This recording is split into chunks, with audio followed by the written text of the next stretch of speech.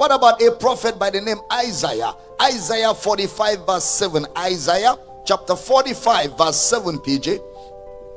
I form the light and create darkness. I make peace and create evil. I, the Lord, do all these things. I, the Lord, do all these things. Brother Isaiah. In this text, God is presumed to be the creator of light and darkness. He is also further ascribed as responsible for the creation of peace and evil. However, if we simply juxtapose this assertion of statement with clear description of God's creation in the beginning, you will see God's character explained in the beginning in Genesis. Genesis 1:31, PJ. Genesis 1:31. And God saw everything that he had made, and behold, it was very good. And the evening and the morning were the sixth day. Everything God had made. So he can be forming light and darkness. Everything God had made, behold, it was very good. So he can't be the one forming light and darkness. He can't be the one forming peace and evil. Moses asserts it clearly that everything God made was very good. This implies that we can readily state that evil is an absence of God.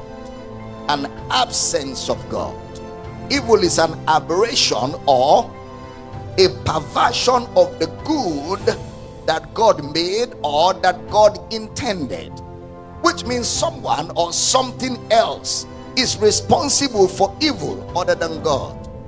In just the same way that sin is not a creation of God. God never created sin. Sin is the absence of God, or sin happens when God is absent. Adam brought it into the world by disobedience, Romans 5:12. Wherefore, as by one man sin entered into the world, not by God, by one man sin entered into the world, and death by sin. So by vicarious liability, man is responsible for sin and man is responsible for death. Sin and death by sin.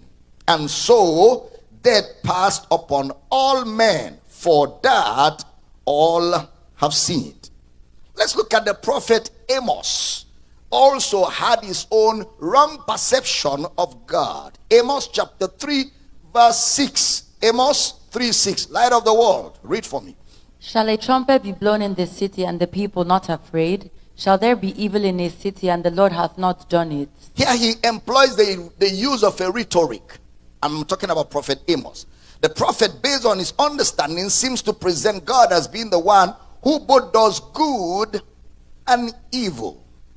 Shall there be evil in a city, and the Lord had not done it?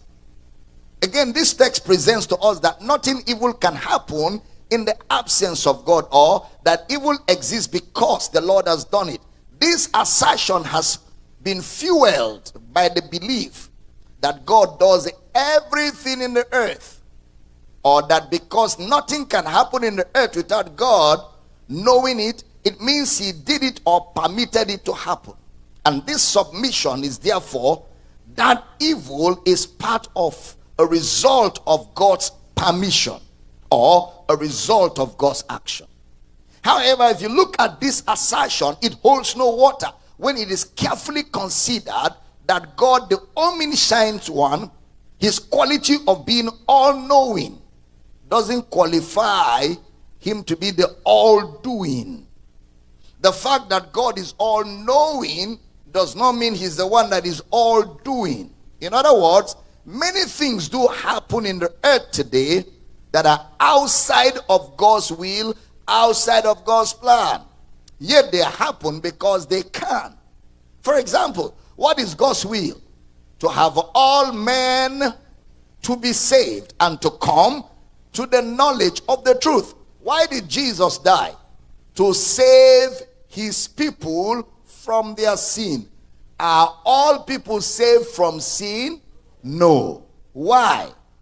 Because God gave man the freedom to choose whatever kind of life he wants to live. That means there are many things on earth happening outside the purview of God's plan, outside the purview of God's purpose. But God knew ahead of time that these things were going to happen, and he made a way of escape for any man that is willing to align with his plan. So God can be the one responsible for light and darkness. He can be the one responsible for evil and good. Well, Power City, you know that we've taken years to teach on the character, but we keep reminding you these truths because sometimes you can get carried away by the pressure of life, and if care is not taken, your mind can get totally messed up. All right?